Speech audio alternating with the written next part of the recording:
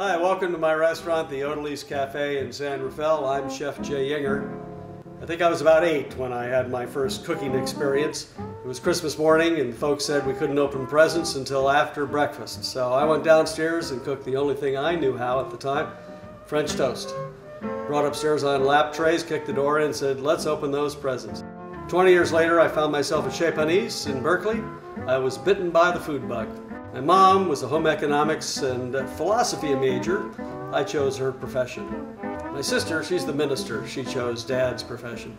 So fast forward to today. We're here in my kitchen and I'm going to cook you an omelet.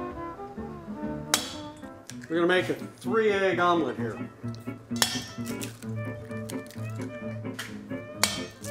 I add a little bit of water in there. That's important. Add steam, which keeps it fluffy. A bit like a souffle. Not too much. I need heat, obviously. Chervil over here. This is a chervil and goat cheese omelet. One of my favorite combinations. Put the chervil right in the egg. Not sprinkled on top. Now when it hits the pan, there should be a little sizzle, not too much. It's just about right. 2 parts to an omelet. The first half is scrambled eggs, but at some point you kind of have to stop and let it set. Once it gets around there, then you want to flip it.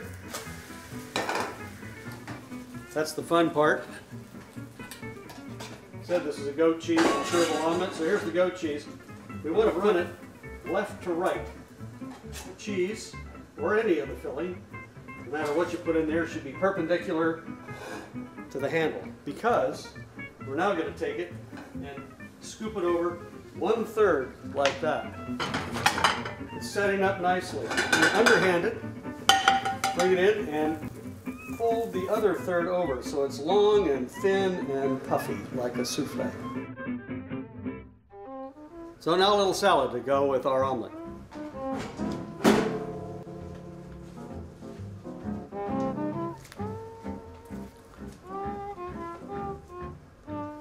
Throw a little watercress. Take off the tips of the frisee. They're a bit bitter. A vinaigrette with sherry vinegar. A little pepper, a little salt, and cherry tomatoes. At the Odalisque Cafe, we are a California Mediterranean grill. That is to say, we use and source local products by and large, but we are influenced by all the recipes and traditions of the Mediterranean region. It's rich at the cradle of civilization. There are 21 modern nations that border the Mediterranean. Half of them are in the European continent with all their herbs, and the other half in Asia and North Africa with all their wonderful spices. It's a great tapestry from which to draw from.